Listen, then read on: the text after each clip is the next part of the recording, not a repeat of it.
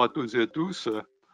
Alors effectivement, j'ai animé avec plaisir ce groupe de travail qui a travaillé donc pendant un temps certain, et notamment avec l'allongement de la crise occasionnée en 2020.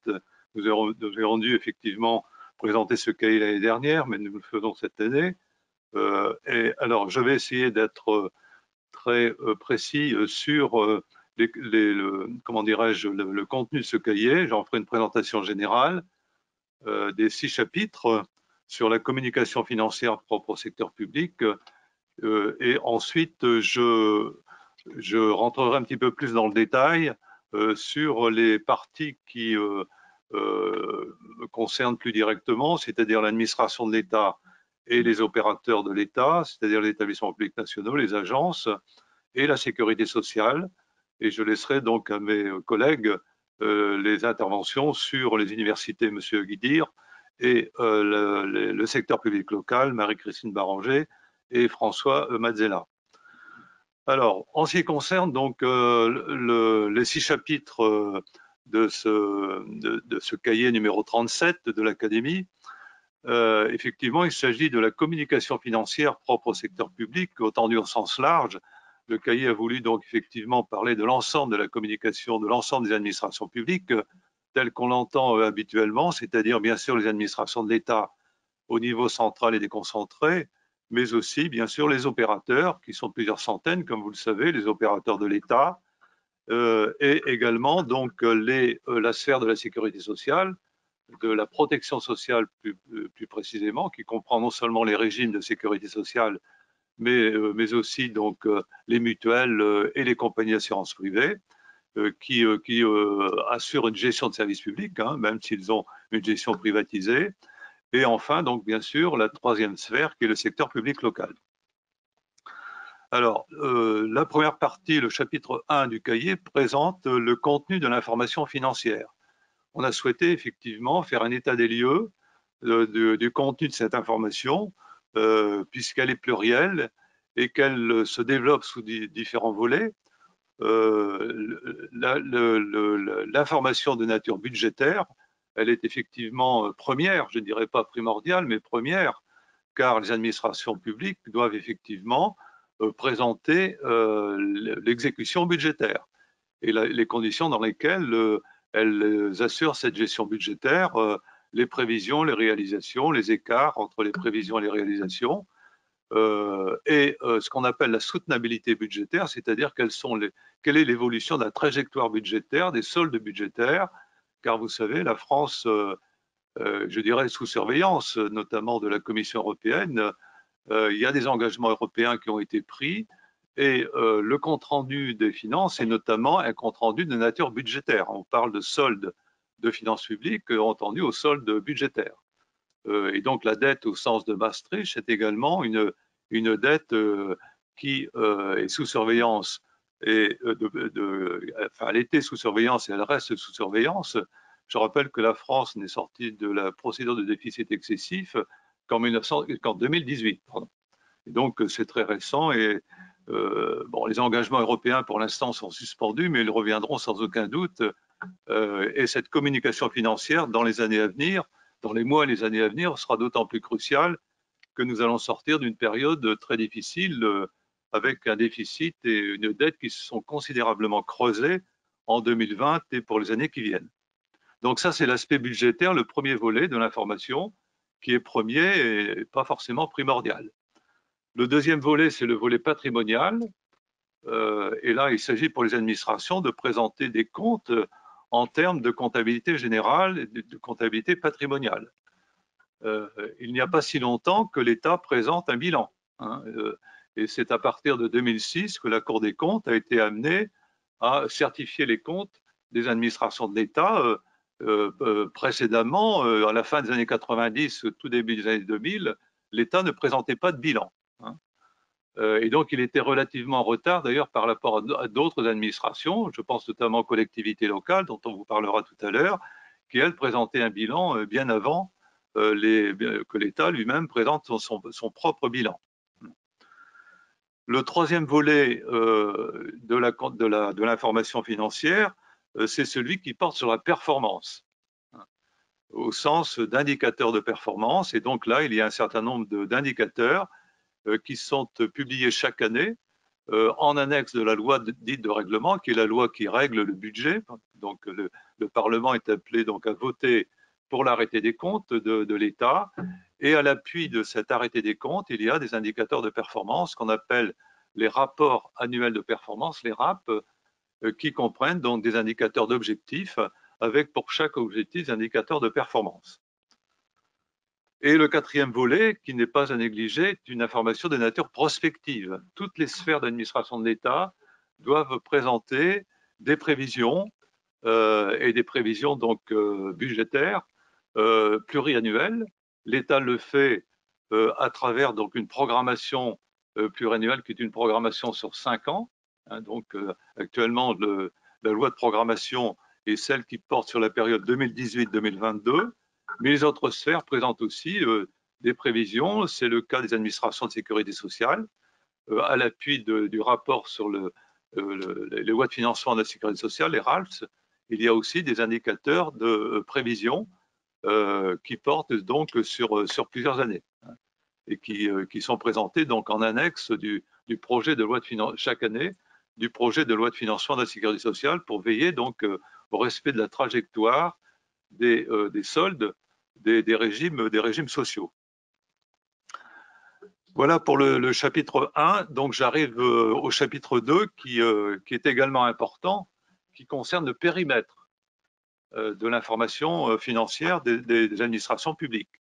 Et donc là se pose le gros problème de savoir est-ce que les comptes des administrations publiques sont des comptes agrégés ou des comptes consolidés ou des comptes combinés. Et donc là, chaque sphère a sa propre méthodologie. L'État n'a pas de compte consolidé. Il a effectivement des comptes qui sont des comptes plutôt partiels, budget de l'État, budget annexe, et les satellites de l'État ne sont pas véritablement des comptes consolidés. Ce qui n'est pas le cas de la sécurité sociale, puisque la sécurité sociale a des comptes non pas consolidés, mais des comptes combinés. Chaque régime a à la fois donc des comptes au niveau de l'organisme central, des caisses centrales, et par exemple pour l'assurance maladie, il y a donc les comptes de la caisse centrale d'assurance maladie avec tous les comptes de CPAM de France qui sont donc combinés, c'est-à-dire qui sont agglomérés avec les comptes de la caisse centrale, avec comme pour la consolidation et l'élimination des flux réciproques. Donc, on ne parle pas de consolidation puisqu'il n'y a pas de lien capitalistique, mais on parle de comptes combinés. Mais c'est un petit peu la même méthodologie que les comptes combinés.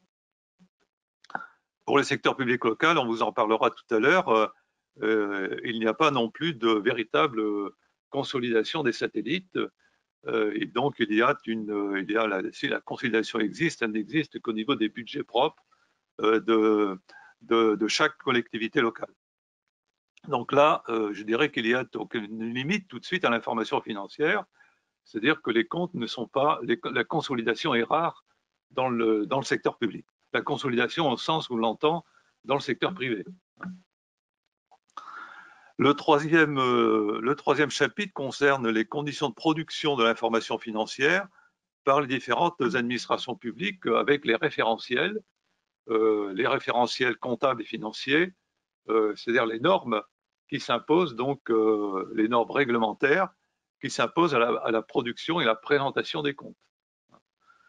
Et donc là, chaque sphère d'administration a son propre référentiel. L'État a son référentiel qui donne lieu donc à une production qu'on appelle le compte général de l'État, avec donc la présentation d'un bilan, d'un compte de résultat, et aussi, bien sûr, j'y reviendrai, des engagements hors bilan, qui sont pour l'État très, très importants. Pour la sécurité sociale, même chose, les organismes de sécurité sociale ont leur propre référentiel, qui est issu du plan comptable unique des organismes de sécurité sociale, le PCUOS. Et ensuite, donc, vous avez un certain nombre d'autres organismes qui interviennent dans la production de l'information financière, car ce cahier s'intitule « Communication financière propre au secteur public ». J'ai oublié de signaler en entrée, cette production d'informations financières est le fait non seulement des administrations elles-mêmes, qui produisent leurs propres informations, mais aussi de l'ensemble des organismes d'études ou de contrôle des finances publiques qui interviennent sur l'étude ou le contrôle des finances publiques. Et donc là, par exemple, sur le secteur des administrations sociales, vous avez des organismes qui interviennent tels que la DRES, la Direction de recherche des études et d'évaluation des statistiques, la DARES, pour les hôpitaux, par exemple, la TIH, qui produit des indicateurs de performance médico-sociale issus du PMSI, et donc qui présente, donc, selon certaines normes, des informations diverses et variées sur les différentes sphères de finances publiques. De même pour les collectivités locales ont leur propre référentiel. Ce sont les fameuses instructions budgétaires et comptables. Donc, à l'issue de ce chapitre 3, on quitte le domaine de l'information financière pour aborder celui de la communication. Selon quelles modalités les administrations communiquent-elles ces informations financières, dont on a vu le contenu, dont on a vu le périmètre et dont on a vu les référentiels. Une bonne communication financière doit s'interroger sur les cibles qu'elle veut atteindre. Et donc là, classiquement, on distingue les cibles externes, c'est-à-dire les différents publics auxquels s'adressent les administrations financières. Il est évident que les cibles ne sont pas les mêmes selon que l'administration est l'administration de l'État, selon qu'il s'agit des collectivités locales ou selon qu'il s'agit des organismes des protections sociales. Chacun a son domaine d'information, chacun a ses propres informations, chacun a ses propres référentiels. Mais l'idée, c'est toutefois, enfin, il y a une idée commune qui regroupe, qui concerne la problématique de la communication financière, c'est rendre compte de l'emploi de l'argent public. Quelle que soit la sphère d'administration publique, le citoyen, l'usager, s'interroge sur est-ce que mes prélèvements obligatoires, c'est-à-dire mes impôts, mes taxes, mes cotisations, mes contributions, ont été utilisés de manière efficace et de manière efficiente. Donc chaque administration essaye de répondre à cette finalité, qui est donc d'intéresser les différents publics, citoyens et usagers, au bon emploi de l'argent public. Alors, il y a les cibles internes également, puisque chaque administration, évidemment, a sa propre communication interne. Et dans chaque sphère d'administration publique, il y a ce qu'on appelle les organes délibérants. Pour l'État, c'est évidemment le Parlement. Chaque caisse de sécurité sociale a son conseil d'administration et chaque collectivité locale a son conseil, son organisation, son assemblée délibérante. Donc la direction financière et les comptables publics, les agents comptables de chaque sphère d'administration publique produisent des informations à destination des élus, qu'ils soient élus politiques ou qu'ils soient élus désignés, par exemple, dans les caisses représentant les employeurs ou représentant des syndicats. Et enfin, les agents qui travaillent dans les différentes sphères d'administration publique sont également intéressés par la communication interne pour situer donc leur propre travail par rapport aux objectifs de leur propre administration. Donc ces différents volets concernent effectivement la communication financière. Il faut que cette information financière réponde aux problématiques des différentes cibles, qu'elles soient externes ou qu'elles soient internes. Alors le chapitre, nous avons, je terminerai par là, donc 2 chapitres qui, nous avons voulu conclure notre travail en essayant de faire un bilan des forces et des faiblesses de la communication financière pour, dans un dernier temps, donc proposer un certain nombre de recommandations qui ont la prétention d'améliorer donc cette communication. Alors, la première remarque sur les forces et faiblesses de la communication financière est de remarquer, pour les différents publics qui s'intéressent à cette information, qu'il y a une information qui est très prolixe. Toutes les administrations ont leur propre site, leur propre site internet sur lequel donc ils publient des informations, alors qui sont en général des informations sur leur activité, mais qui ne sont pas toujours très développées sur le plan financier. Alors ça se développe progressivement, mais je dirais assez lentement.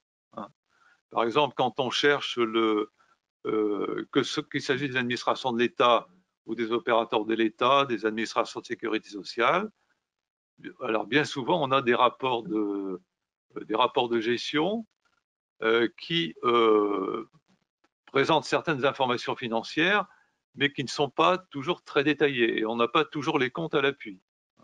Donc ça, c'est une première remarque, donc c'est une première limite. Alors sur le fond, je dirais que je parlais tout à l'heure d'informations de nature budgétaire, de nature patrimoniale, de nature performance ou sur la prospective. Ce qui manque le plus sur le fond à l'information financière, c'est une information sur la performance, c'est-à-dire au sens du bon emploi de l'argent public. Y a-t-il une efficacité dans l'emploi de l'argent public? Est-ce que l'argent public est employé de manière efficiente? C'est-à-dire, est-ce qu'elle est employée au meilleur coût? On n'a pas toujours l'évaluation de cette performance dans les rapports de gestion, qu'on les appelle rapports financiers, rapports de gestion. Donc ça, c'est une lacune importante qui tient au fait que l'évaluation de l'emploi d'argent public dans les différentes sphères d'administration n'est pas une discipline qui est très, très développée. Alors là aussi, l'évaluation progresse, mais elle ne progresse pas très, très rapidement. Il n'y a pas une forte culture de l'évaluation, qu'il s'agisse de collectivités locales. Alors, il y a des évaluations qui sont faites ici ou là, notamment dans les grandes collectivités, mais qui n'est pas généralisée dans toutes les collectivités, notamment dans les collectivités de taille moyenne, encore moins évidemment dans les collectivités de petite taille. Et donc ça, c'est un aspect, je dirais, qui est à développer. Je terminerai par une de mes spécialités quand j'étais à la Cour des comptes, c'est l'aspect donc fiabilité des comptes. Comme vous le savez, donc la certification des comptes s'est étendue dans les administrations publiques, puisque tant l'État que les administrations de sécurité sociale ont leurs comptes certifiés par la Cour des comptes. Les principaux opérateurs de l'État ont aussi leurs comptes certifiés, je pense aux universités, mais je pense aussi aux gros opérateurs, gros établissements publics, ont les comptes certifiés par les commissaires aux comptes privés. Et enfin, les collectivités locales la loi leur propose également la certification des comptes, à condition qu'elle soit volontaire. Et pour l'instant, donc, très peu d'entre elles, 25 exactement, collectivités ou groupements de collectivités, ont leurs comptes qui sont expérimentés en certification. On est encore en procédure expérimentale avant de passer peut-être, je crois à partir de 2023, à une certification pleine et entière. Mais pour l'instant, donc, cette certification des comptes reste très limitée dans le secteur public local. J'oubliais les hôpitaux. Les gros hôpitaux ont également leurs comptes certifiés par des commissaires aux comptes. Voilà ce que je pouvais dire pour ce qui me concerne sur la présentation générale du cahier numéro 37. Donc, je vais passer la parole à mes collègues, autres intervenants.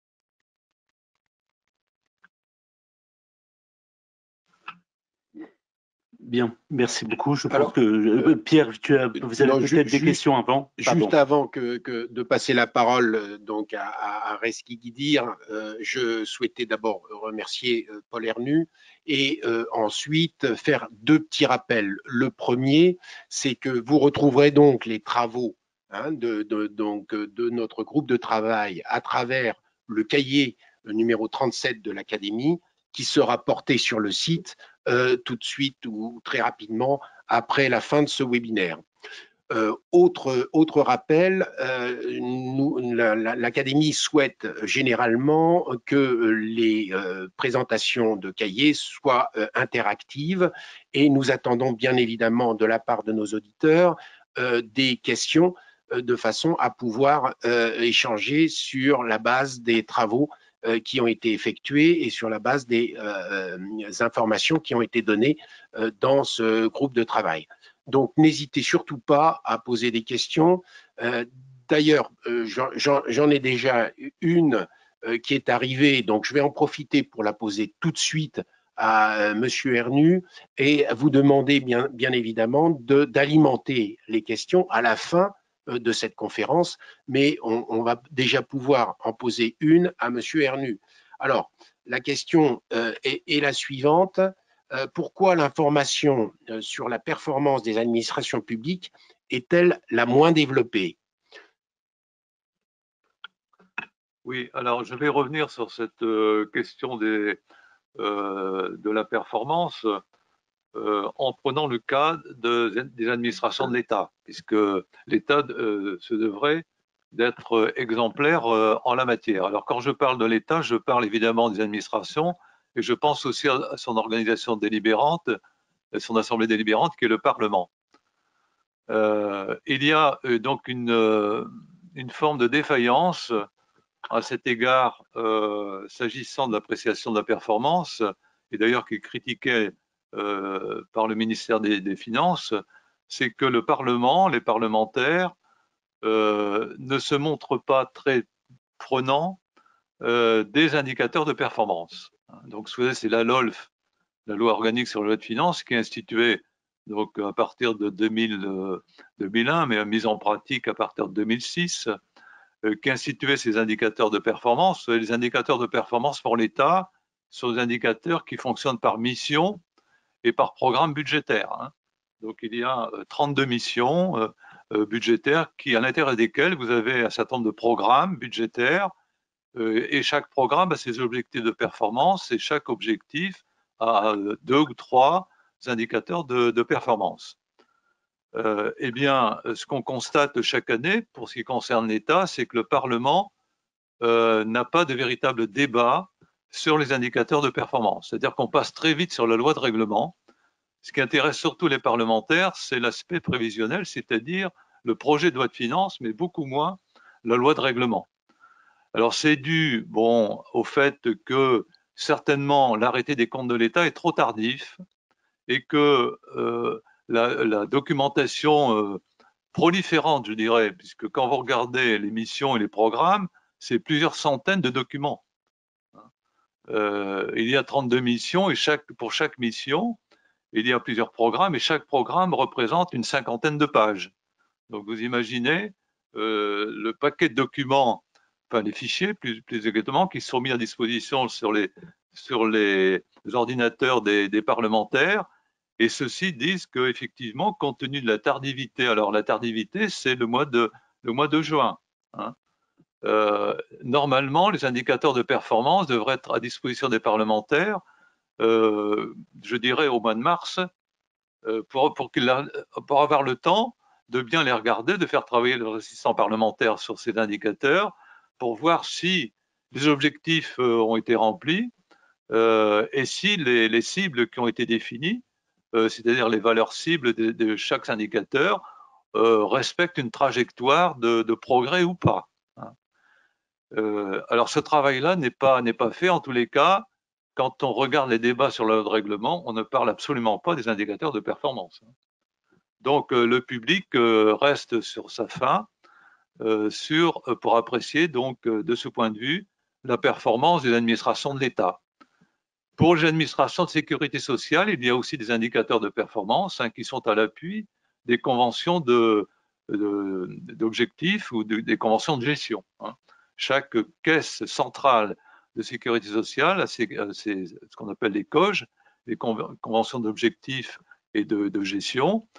Il y a aussi des indicateurs financiers, notamment des indicateurs d'efficience. Alors, ceux-ci sont publiés sur le site de la sécurité sociale. mais il reste, je dirais, très peu connu.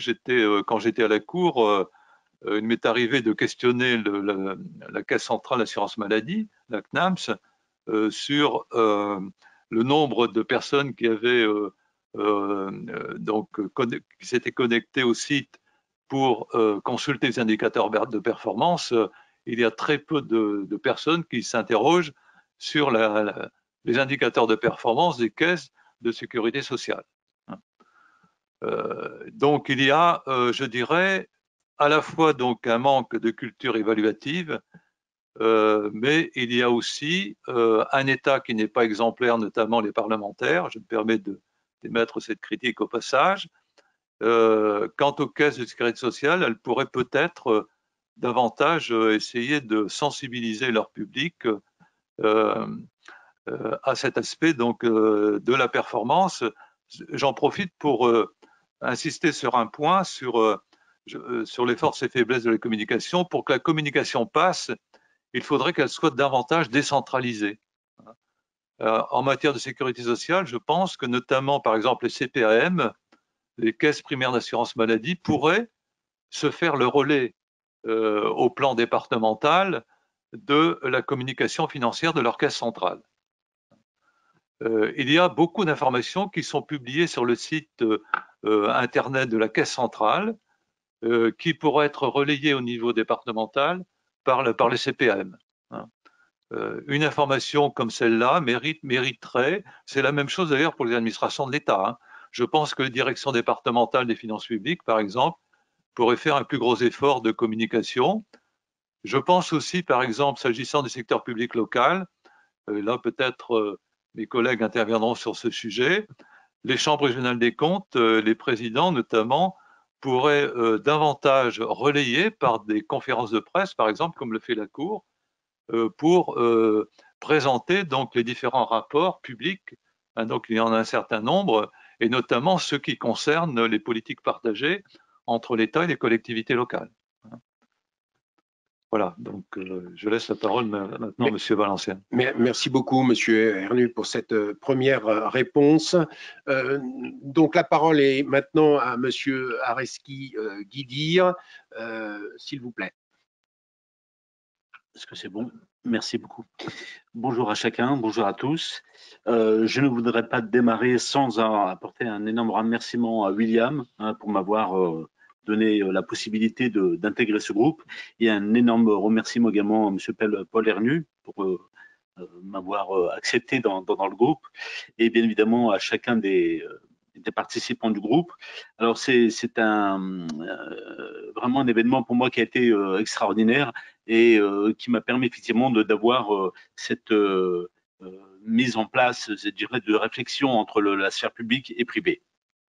Merci pour vous également, cher Pierre, et à Marie-Amélie pour l'accompagnement durant cette année très très longue, parce que nous étions tous assez impactés par les événements antérieurs. Et ça m'a permis aussi, effectivement, durant tout ce temps, d'approfondir, pour moi, une découverte, le secteur public, mais c'est extrêmement intéressant d'avoir des échanges et cette confrontation entre les deux sphères. Alors, il s'avère que j'avais déjà, dans mon passé, un pied dans l'université, puisque j'ai été diplômé de recherche. J'étais professeur vacataire et bien évidemment, je suis de très très près un certain nombre de travaux, et le fait de réfléchir sur le domaine justement de comment améliorer la communication sans des universités, j'étais, je dirais, assez à l'aise, mais évidemment, l'idée étant de restituer un certain nombre de réflexions. Je ne pourrais pas dire en un quart d'heure, 20 minutes, parce que le guide est très très complet et sur ce qui a été publié. Pour ma part, je dirais que j'ai prévu quelques articles que j'ai rédigés, mais j'attendais la conférence pour pouvoir les soumettre pour une publication. Donc, traiter des universités sur la communication, effectivement, c'était pour moi une manière de rapprocher le monde de l'entreprise et celui de l'université. L'université est devenue autonome grâce à la loi LRU, donc Liberté et Responsabilité des universités, loi de 2007, qui avait 3 grandes raisons. Rendre l'université attractive sur le plan national et international, donc ça nécessitait bien évidemment une communication adaptée. Une deuxième raison, c'était de sortir l'université, je dirais, tel que le texte a été prévu, d'une paralysée, d'une entropie. Hein, et pour pouvoir échapper à une lourdeur administrative, mais en tout cas, je pense que cette décision de loi a été un grand succès.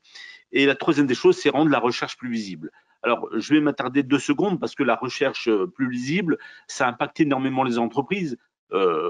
Pour plusieurs raisons. Aujourd'hui, les entreprises qui sollicitent des crédits un peu recherche, bien évidemment, elles sont dans le besoin d'avoir ce lien de partenariat avec les universités. C'est pareil pour l'innovation. L'université est devenue une organisation nouvelle dans sa méthode d'approche. C'est devenu une université citoyenne. C'est devenu une université partenaire. Pourquoi? Pour 3 raisons principales. C'est déjà pour, évidemment, améliorer le savoir. Ça, c'est la première raison. La deuxième des choses, c'est améliorer la compétitivité des entreprises. Et évidemment, les coopérations qui sont à l'échelle, bien évidemment, internationale. Cette communication passe aussi par une transparence. Monsieur Polernu l'a très bien souligné dans sa présentation. La transparence est nécessaire sur notamment l'utilisation et l'affectation des fonds. Ça, c'est important. Sur les choix d'investissement, sur les choix stratégiques, qu'ils soient globaux ou financiers, entre l'État lui-même et les universités, et évidemment essayer de coordonner une communication commune. Il y a bien évidemment toute une politique de recrutement, une gestion de budget global, une meilleure insertion des professionnels, des étudiants et je dirais même des collaborateurs, parce qu'aujourd'hui de plus en plus d'entreprises envoient leurs collaborateurs, leurs collaboratrices au sein de l'université pour pas faire leur savoir, pour se spécialiser. Donc l'entreprise est le socle par excellence, l'université pardon est le socle par excellence pour pouvoir accueillir donc les candidats. Et tout en améliorant l'image de l'université, on va améliorer bien évidemment l'exhaustivité et la fiabilité de l'information financière. Ça, c'est très très important pour pouvoir effectivement convaincre un public cible dont on parlera tout à l'heure. Adapter, c'est la diapo suivante, adapter la communication. J'ai pensé effectivement présenter les choses sur 4 piliers. Déjà, entre la communication entre l'État et les organismes publics, en interne, je dirais, donc garantir la bonne utilisation des fonds, l'information fiable, cible, crédible, pardonnez-moi, et surtout qui est relu par la Cour des comptes, donc c'est quelque chose qui est assez important de le souligner à travers tous les rapports qui sont publiés régulièrement. Évidemment, il y a une politique évidemment d'attractivité des territoires. L'université joue un rôle dans un écosystème global pour pouvoir améliorer effectivement cette communication sur le plan local. Au sein des universités, bien évidemment, il y a des projets stratégiques. Donc aujourd'hui, il y a énormément aujourd'hui d'études qui sont faites. On cherche à travailler, j'ai quelques statistiques, sur des projets, des programmes communs à hauteur de 74%, des stratégies similaires, des valeurs communes, des proximités géographiques. Et l'idée, c'est d'améliorer cet écosystème. Il y a des communications internes, des communications externes, le développement de partenariats et évidemment créer les conditions d'un leadership. Ça, c'est extrêmement important pour pouvoir valoriser tout le travail qui est fait par l'université. Adapter la communication, ça a été souligné également dans la présentation, évidemment le rôle extrêmement important, nécessaire, majeur des commissaires aux comptes sur effectivement au niveau des normes professionnelles. Et évidemment, préparer les passerelles au niveau des lectures et des évaluations permanentes qui sont faites à travers des rapports. Les communicants, bien évidemment, chaque université a un service de communication. L'idée, c'est de mieux cerner les besoins, évidemment, des parties prenantes, cibler. Les publics sont assez larges, c'est les étudiants eux-mêmes, bien évidemment. Ce sont les entreprises, ce sont les laboratoires de recherche, ce sont bien évidemment toutes les alliances publiques-privées qui peuvent se faire, les banques, les financiers, les institutions publiques. Donc, l'adaptation de la communication, elle est nécessaire, bien évidemment, à travers la fourniture d'éléments financiers probants. l'enrichissement de l'information financière, elle est extrêmement importante, notamment au niveau de l'identification des risques. Ça, c'est évidemment un élément majeur, notamment pour les universités, parce que évidemment la contrainte budgétaire veut qu'effectivement que l'utilisation des fonds soit optimale. Évidemment, on va rechercher des projets de performance qui soient évidemment annuels ou permanents. Évidemment, des questionnaires sont soumis aux universités, des indicateurs sont également publiés, des rapports d'autonomie et des grilles d'alerte. Ça, c'est très important pour mieux coordonner, pour mieux piloter et pour mieux garantir effectivement à la fois cette autonomie, mais également cette communication.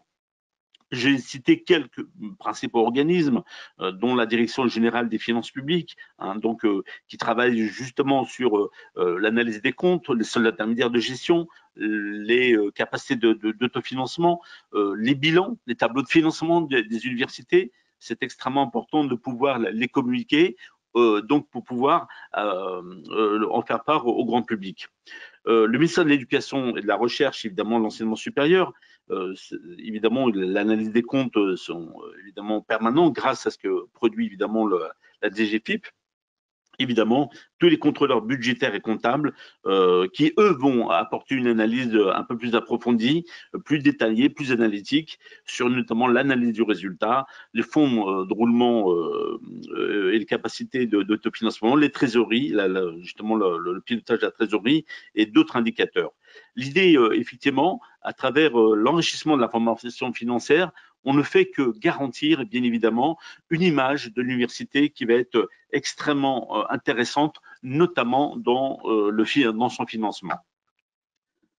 Enrichir la communication, c'est la dernière diapo que je souhaitais vous présenter, sachant que, bien évidemment, le guide est très, très riche d'informations.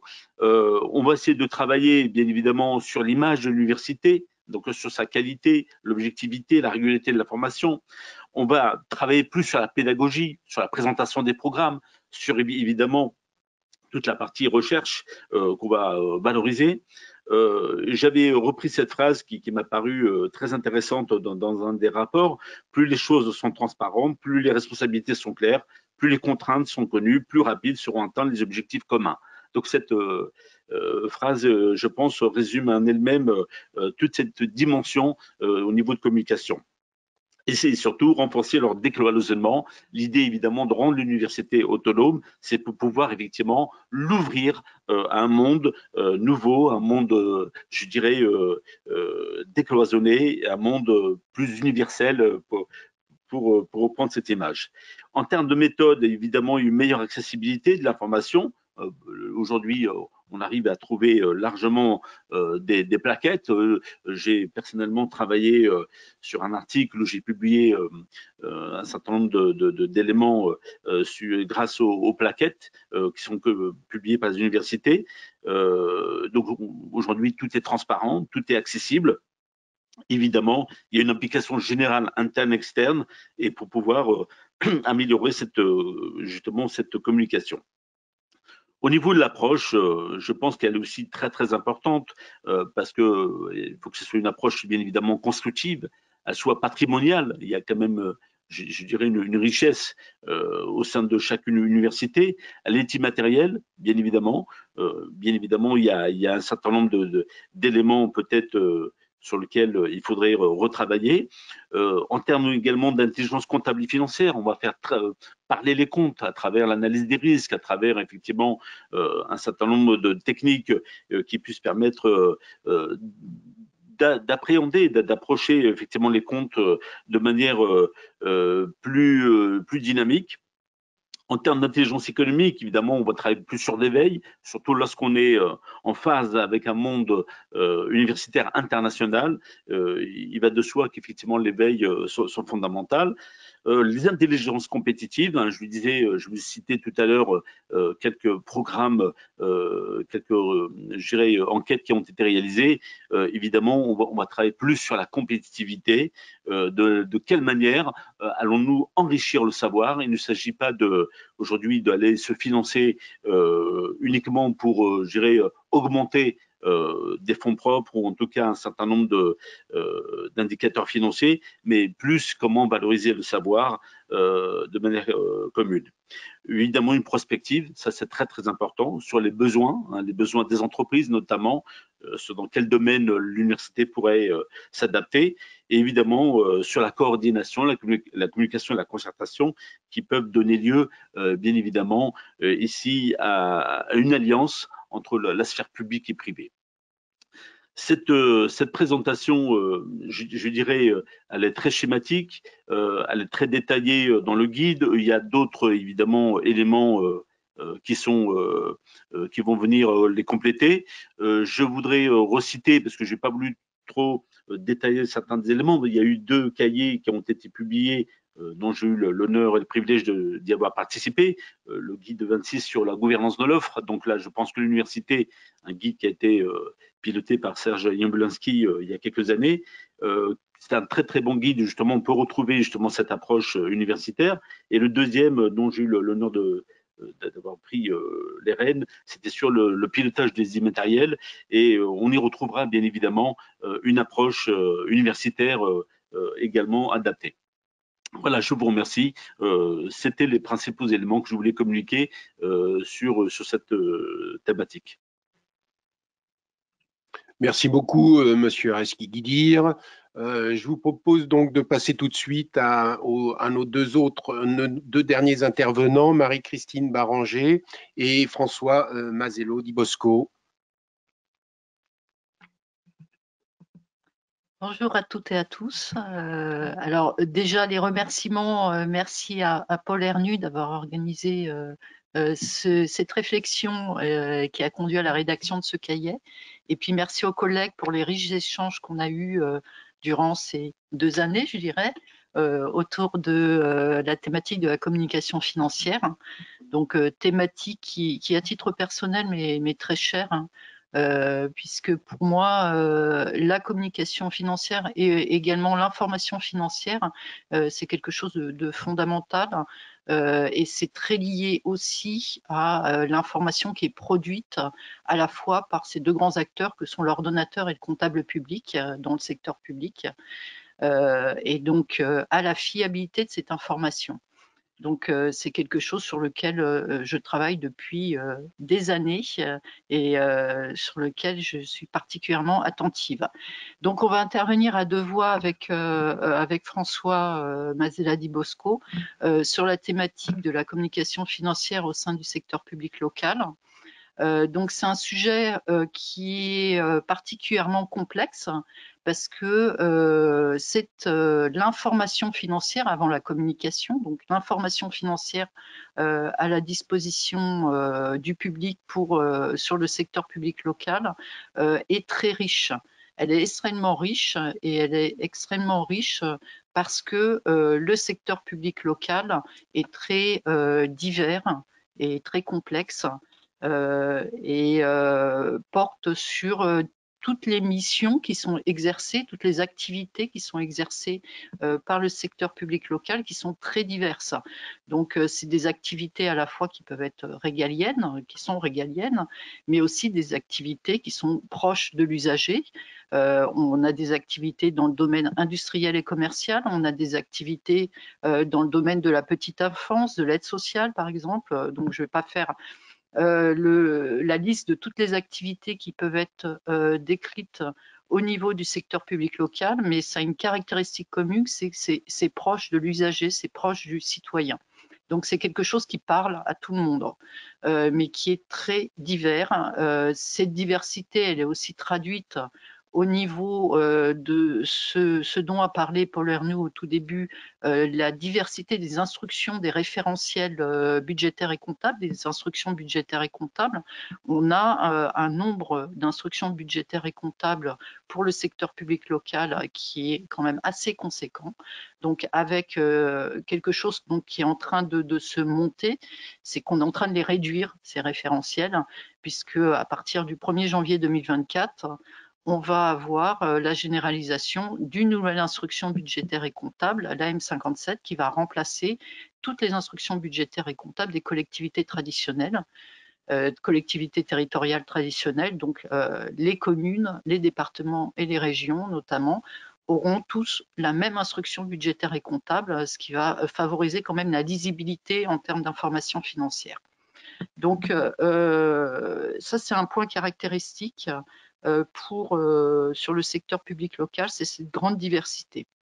On a aussi une diversité sur les supports de l'information financière, les supports qui portent la communication financière.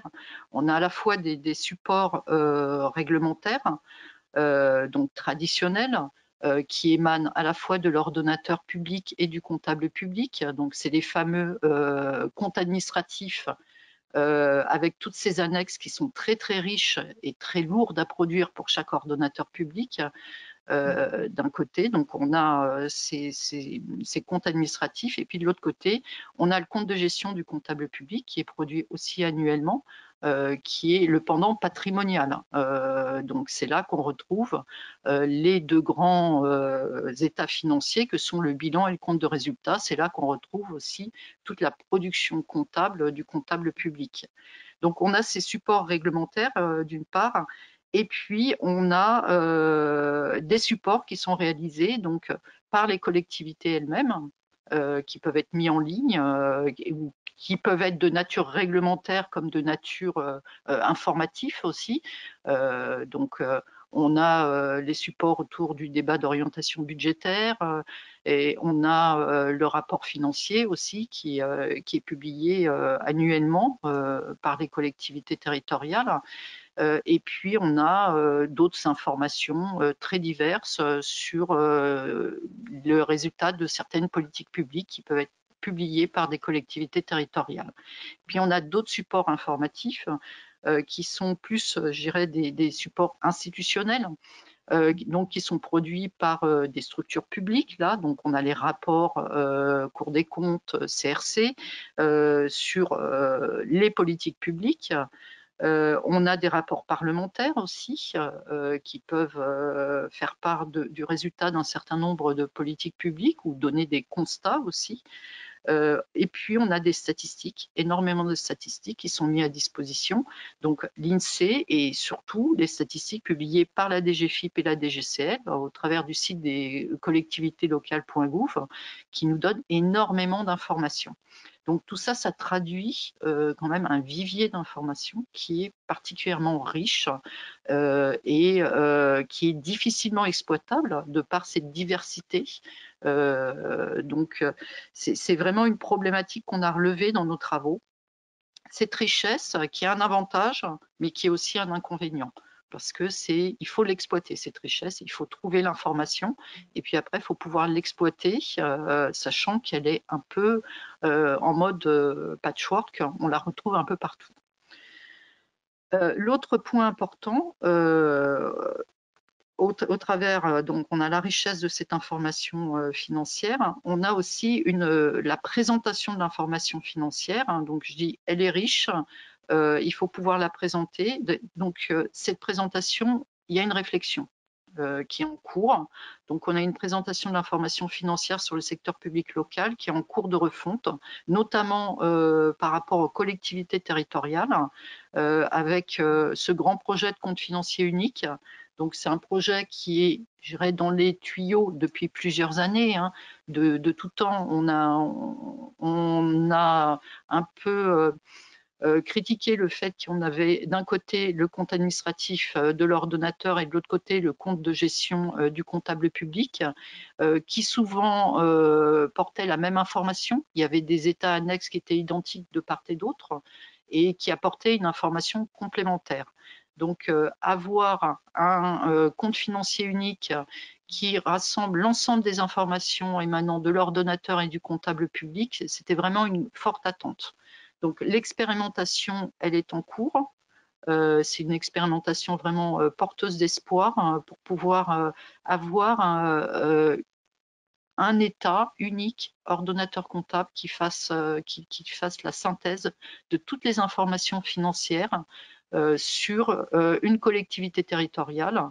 Donc, l'expérimentation actuellement, on est à la vague 1, il y aura une vague 2 l'année prochaine, et on espère qu'il y aura prochainement une généralisation sur ce compte financier unique.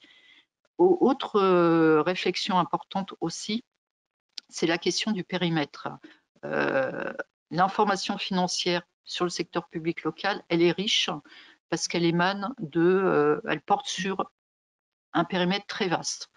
Là, j'ai beaucoup cité les collectivités territoriales, voire les services publics industriels et commerciaux, mais chaque collectivité est en lien avec d'autres structures, des structures du type associative. On le voit bien dans les annexes du compte administratif, on a une annexe spécifique sur les subventions aux associations.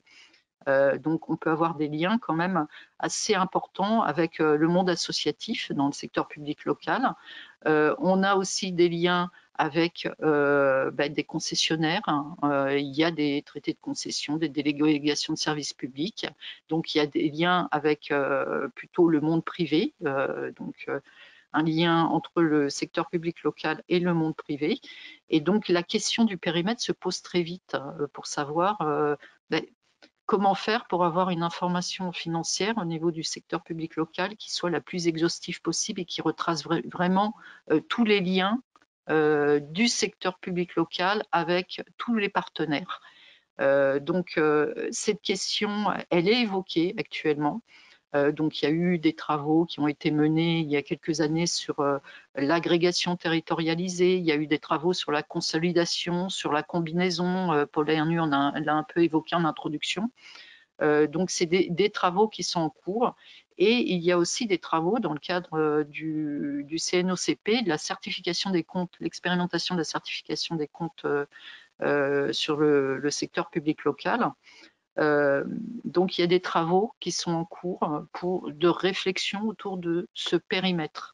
Donc, où on s'arrête en matière de certification des comptes? Est-ce qu'on s'arrête au budget principal, au budget annexe? Est-ce qu'on va plus loin? C'est des questions qui peuvent se poser. C'est des questions, quelque part, qui sont aussi sur la table. Donc, jusqu'où on va? Les cas qui sont fortement intéressés, donc les commissaires aux comptes sont fortement intéressés par ces questions, justement, de périmètre et s'interrogent l'expérimentation est en cours de déploiement. Donc, il y a les premières missions de commissariat aux comptes qui sont en cours dans certaines collectivités et donc qui se posent la question du périmètre, qui voient un petit peu les domaines d'intervention des collectivités qui vont être certifiées et qui s'interrogent également, qui ont une approche en matière de maîtrise des risques par rapport à tous ces satellites autour de la collectivité. Donc, c'est une question qu'on s'est posée dans nos réflexions et qu'on relève dans le cahier également. Et puis, on a la question aussi de l'open data. Là, on est au cœur de cette richesse de l'information financière avec l'open data. Je vais laisser François prendre la parole, puisque c'est un sujet qui lui est cher également. Et donc, il pourra vous parler un peu de nos réflexions autour de l'influence de l'open data. Merci Marie-Christine. Bonjour à toutes et à tous. Quelques rapides mots de remerciement également à l'ensemble des membres de l'Académie pour ce beau cahier, ce beau projet, cette réflexion rondement menée par Paul. Également remerciements à mon acolyte Marie-Christine, avec qui nous avions à l'époque déjà pu longuement échanger sur la gestion des risques comptables et financiers auprès des collectivités locales et pas des moindres, notamment auprès de la ville de Paris. Et moi, ce qui m'a tout de suite intéressé dans cette partie secteur public local, c'était aussi de rappeler, et l'open data est un excellent exemple, que finalement, en France, de manière générale, l'administration centrale, qui a pu être évoquée par Paul et par Areski, est souvent moteur d'un certain nombre d'innovations et de transformations. Et tout simplement, aujourd'hui, la communication financière, force est de constater qu'on parle de finance et de données financières. Donc, qui dit finance et dit données, on est clairement dans le monde d'aujourd'hui dans ce qui promeut la transformation et la modernisation. Et donc les collectivités locales, comme bien souvent, le secteur public local est un terrain d'expérimentation de l'ensemble de ces dynamiques de transformation ou de modernisation.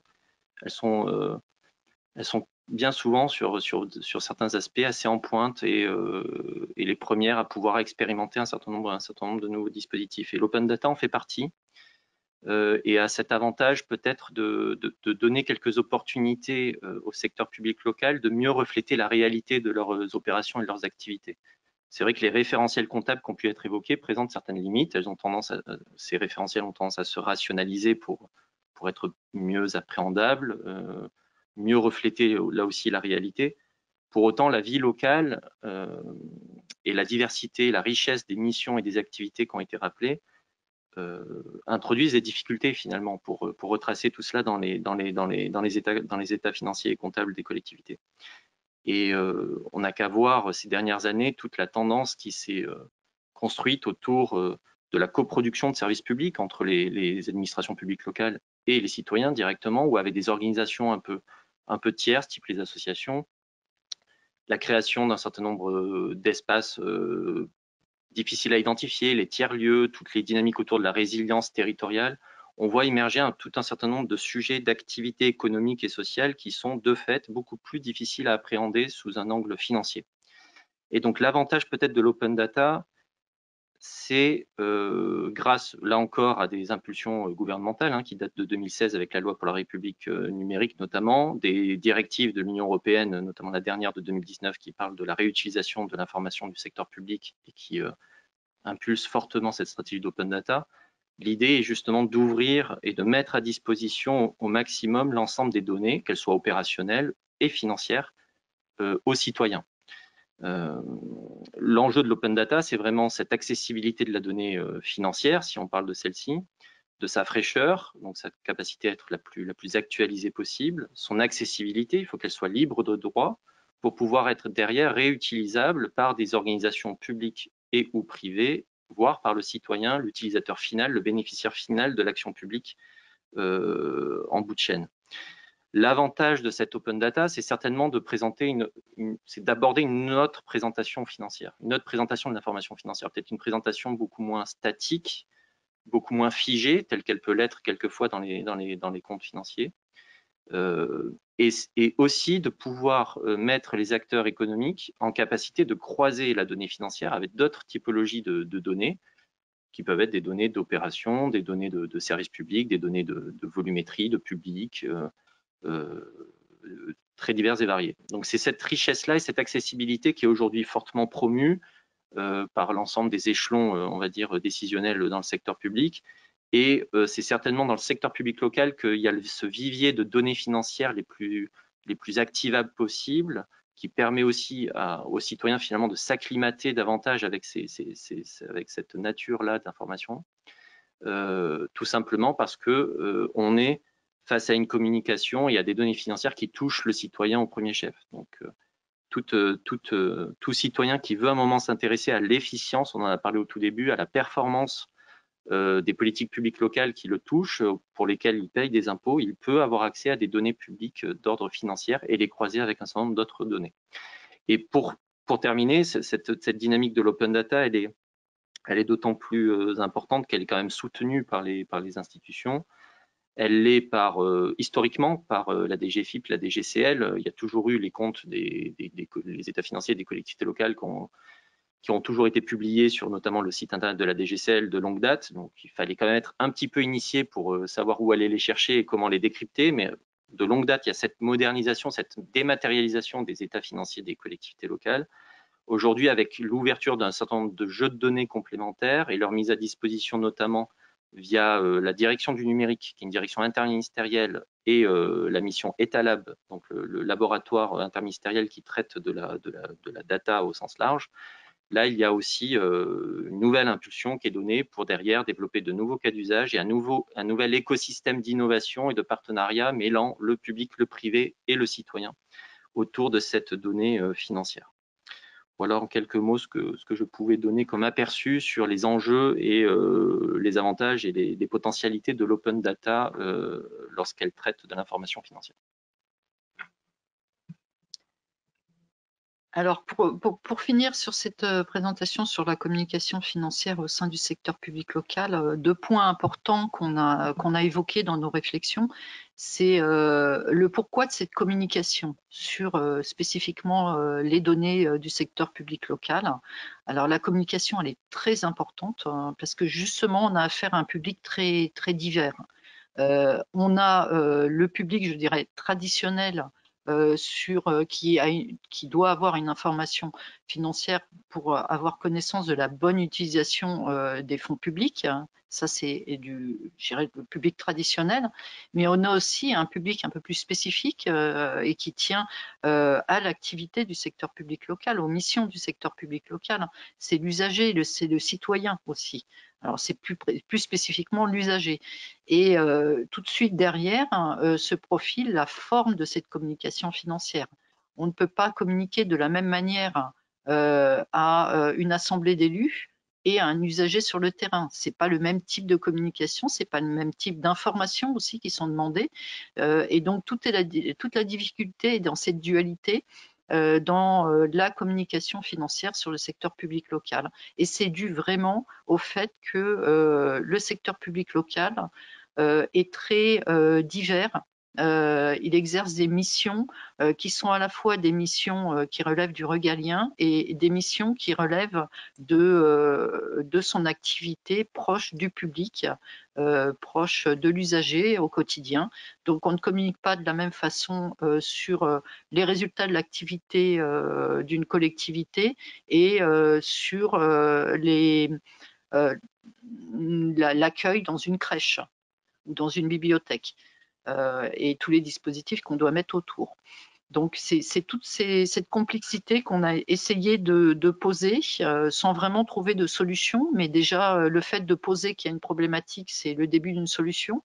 Donc, c'est des pistes qu'il faut creuser pour savoir comment communiquer le mieux possible auprès de l'usager, auprès de la personne qui utilise les activités du secteur public local, d'une collectivité, d'une commune, d'une région, d'un département. Et je pense que c'est une question qui est fortement d'actualité en ce moment.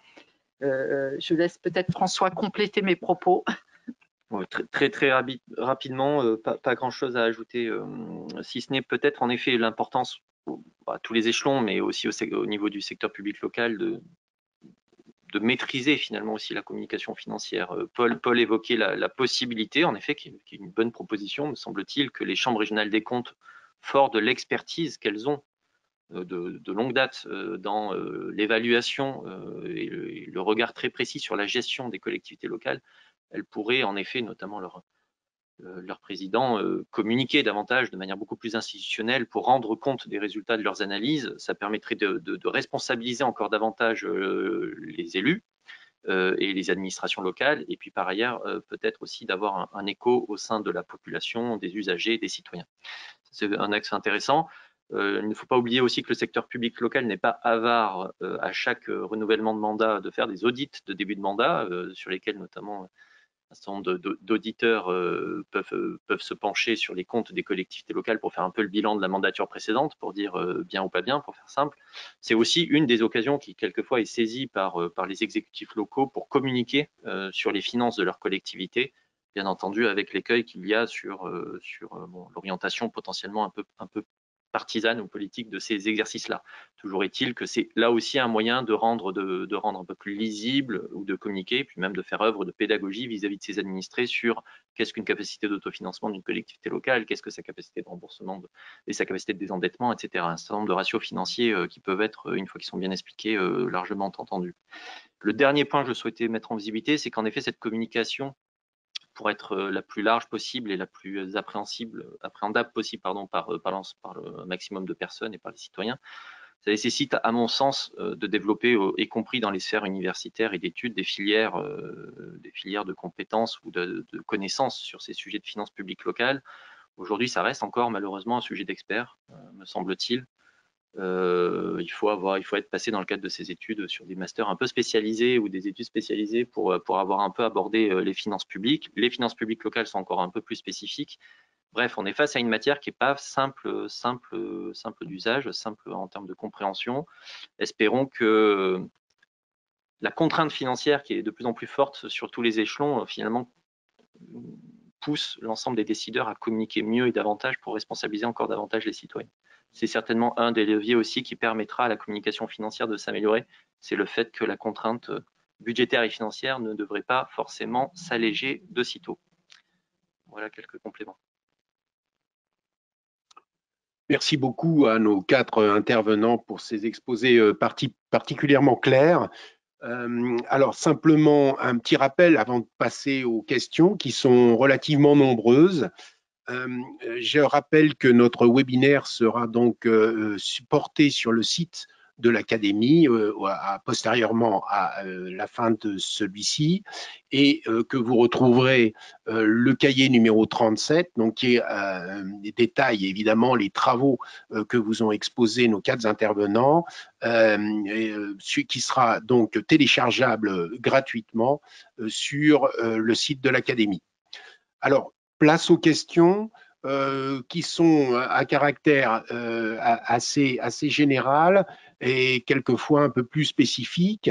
Alors, première question qui concerne plutôt la normalisation internationale. Depuis 2 décennies, les normes IPSAS sont utilisées par des organisations intergouvernementales, des États et des collectivités territoriales.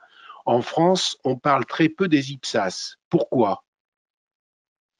Peut-être que M. Ernu peut déjà répondre. Oui, effectivement, c'est un sujet dont j'ai eu connaissance dans mes fonctions de conseiller maître à la Cour des comptes. Pour concrétiser cette réponse, j'aurais évoqué par exemple la problématique des engagements hors bilan. C'est un des thèmes de débat dans les IPSAS. Donc, il y a eu au sein de l'IPSAS Board une discussion de longue date sur la manière de traiter les engagements hors bilan.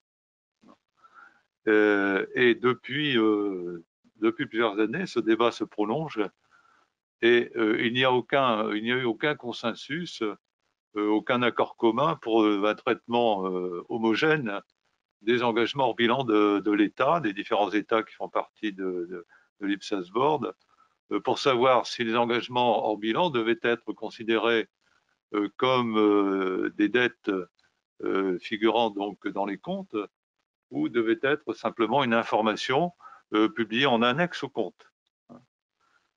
Et puisqu'il n'y a pas eu de consensus, bien l'État a pris la solution qui l'arrangeait, l'État français a pris la solution qui lui convenait le mieux, c'est-à-dire de ne pas mettre les engagements hors bilan dans le bilan de l'État, au passif de son bilan, mais de les mettre en information en annexe au compte. Alors néanmoins, donc il y a quand même petite modération sur cette constatation, une information très riche qui figure en annexe des comptes de l'État, le compte de l'État qui s'appelle le compte général de l'État, qui vous donne tout le détail des engagements hors bilan de l'État et en particulier sur les fameux engagements de retraite des fonctionnaires civils et militaires de l'État. Et le cahier donne des informations très précises sur le contenu de ces engagements hors bilan. Je voudrais simplement, par exemple, au titre de vous donner un chiffre, sur le compte général de l'État, le dernier qui a été publié, celui relatif à l'exercice 2020, les engagements hors bilan, c'est plus de 5 000 milliards. Hein. Et la dette de l'État, c'est 2 800 milliards, la dette qui est à son bilan. Donc, si vous faites le rapprochement, vous voyez que les engagements hors bilan sont nettement plus importants que la dette financière inscrite au passif du bilan. Et il convient de tenir compte de ces engagements hors bilan pour s'interroger sur la soutenabilité, évidemment, des finances de l'État et notamment des engagements de l'État, qu'ils soient dans le bilan ou pas, à long moyen terme. Hein. Les engagements de retraite des fonctionnaires, ce sont des engagements qui sortent d'ores et déjà acquis. On ne parle pas d'engagements potentiels. On parle d'engagements qui résultent des fonctionnaires qui sont actuellement en activité. Hein. Et donc, qui donneront lieu donc à autant de versements de pension dans les années qui viennent. Hein. Et donc, il est évident que quand on pose la question de l'avenir des systèmes de retraite, par exemple, ben, il ne faut pas oublier qu'il y a aussi les engagements de retraite des fonctionnaires de l'État, de même qu'il y a les engagements de retraite, mais là c'est un petit peu différent pour les collectivités locales, là c'est la CNRACL, par exemple. Et donc, voilà, donc ce que je voulais vous dire sur l'IPSAS, c'est que il y a un consensus sur la comptabilité patrimoniale, c'est-à-dire qu'on adopte.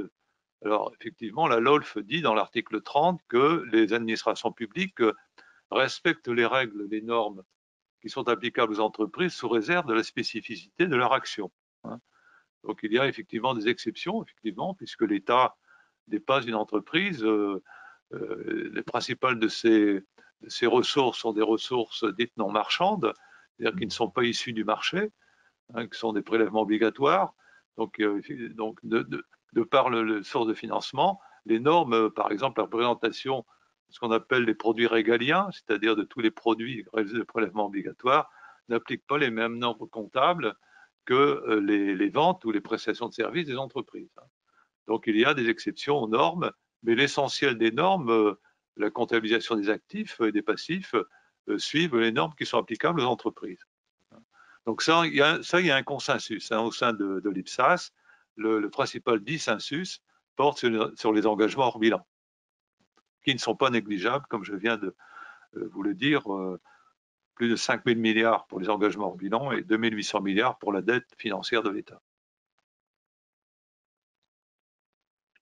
Alors, si la réponse effectivement a été donnée, autre question à caractère général, qu'en est-il de l'information relative à la durabilité et aux objectifs de développement durable? Est-ce que l'information financière va s'organiser pour exprimer l'identification des dépenses qui sont compatibles avec l'adaptation et la réduction des changements climatiques et la lutte contre la pauvreté? Qui veut répondre? Je vais tenter une réponse, je laisserai la parole à mes collègues. Alors, il faut que, comment dirais-je, il y ait une forme de normalisation de l'information qui permettrait, de l'information financière, qui permettrait de traduire les objectifs de développement durable. Pour l'instant, ça n'existe pas. C'est-à-dire qu'il y a une communication qui est faite sur un certain nombre d'objectifs de développement durable dans les collectivités locales, mais chacun le fait à sa manière. Il n'y a pas de réglementation de cette information actuellement. Et donc, il y a effectivement des objectifs de développement durable. Les collectivités locales s'inscrivent dans ces objectifs, mais ils publient des informations qui sont des informations qui sont faites à leur manière, selon leur capacité, notamment pour les plus grandes collectivités, mais il n'y a pas de référentiel en la matière. Je vais juste apporter 2-3 éléments en complément. Au niveau du développement durable, je dirais qu'il y a une information un petit peu en patchwork, puisqu'on a des choses qui existent dans les collectivités et qui sont plus ou moins formalisées. On parle de plus en plus de budget vert, de green bond, avec là une obligation d'information sur la bonne réalisation des objectifs qui sont prévus au regard des émissions obligataires vertes. Donc, il y a des petites choses qui existent, mais comme le dit Paul Hernu, c'est vrai qu'il n'y a pas vraiment de stratégie claire en la matière. On a aussi tout ce qui est les quotas d'émissions d'effet de serre qui sont prévus aussi. Quand vous regardez les recueils des normes publiés par le CNOCP, on a une norme qui parle des quotas d'émissions d'effet de serre. Donc, il y a des choses qui existent, mais c'est vrai qu'il n'y a pas vraiment de stratégie globale en la matière.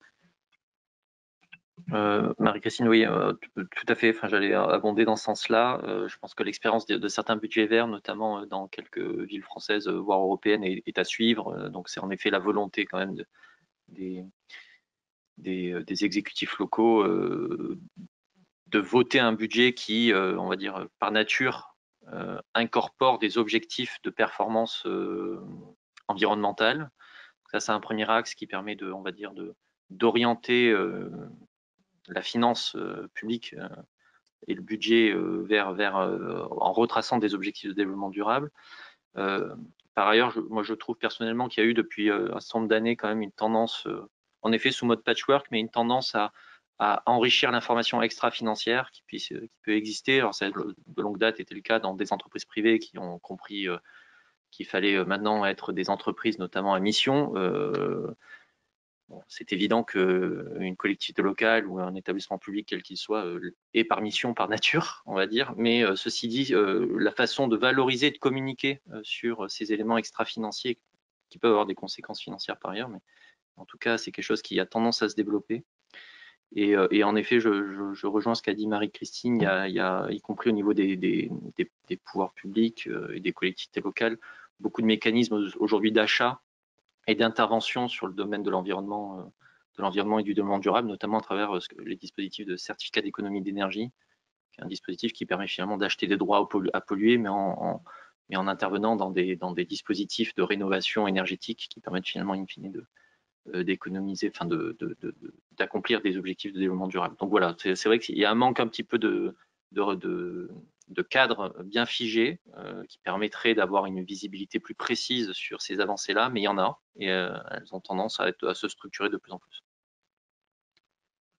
Concernant juste un petit chapitre sur les universités, la FNEJ avait mis en place un programme qui s'appelle UNIS, dans lequel justement elle évoque l'impact sociétal et le développement durable. Donc c'est un programme qui est très très intéressant. J'ai eu l'occasion de lire très attentivement ces derniers jours, et effectivement on parle bien effectivement d'une existence d'une politique de RSE, de développement durable, et donc de l'impact de l'université dans son écosystème. Donc ça c'est extrêmement intéressant aussi de le voir en termes d'impact sur d'image et évidemment sur le développement des entreprises. Voilà, il y a 7 points qui sont étudiés: l'impact économique, l'impact éducatif, l'impact sur le développement des entreprises, l'impact intellectuel, l'impact dans l'écosystème régional, l'impact sociétal et l'impact d'image. Voilà, donc c'est une notion aussi au sein des universités qui est abordée pour mieux effectivement apporter des indicateurs et des évaluations sur la pertinence des programmes mis en place. Oui, comme l'a dit François Mazella, l'information en matière de développement durable sera principalement une information extra-financière. Donc ne cherchez pas dans le cahier une réflexion sur la publication d'informations. Alors, il y a donc ça, c'est une première remarque. Donc, notre cahier porte exclusivement sur la communication de l'information financière. Donc, le seul peut-être aspect qu'on aurait pu traiter, c'est effectivement la répercussion indirecte financière des activités de développement durable dans les collectivités, mais ça supposerait que, notamment, la comptabilité dite fonctionnelle, c'est-à-dire une répartition une présentation des comptes avec la destination des dépenses par service en particulier ou par fonction, soit plus développée. Or, cette comptabilité dite fonctionnelle est très très peu développée. Peu de collectivités, si ce n'est les plus grandes, dans la réglementation, seules les collectivités de plus de 10 000 habitants ont la possibilité, pas l'obligation, de voter leur budget par fonction et pas par nature. Et donc, comme il n'y a pas d'obligation en la matière, la plupart des budgets sont votés par nature, c'est-à-dire avec les comptes de classe 1, de classe 2, de classe 6 et 7, et pas par fonction. Et donc l'information, quand elle existe, est en annexe au compte et ne donne pas lieu à débat devant l'Assemblée délibérante. Donc les conseils municipaux ou régionaux n'ont pas à se prononcer au niveau du vote de leur budget, puisque le budget n'est pas voté par fonction, sur les fonctionnalités et en particulier sur les objectifs de développement durable. Bon, merci beaucoup. Voilà effectivement un sujet extrêmement vaste qui pourrait faire l'objet, je dirais, d'un nouveau cahier de l'Académie. Alors, continuons sur les questions.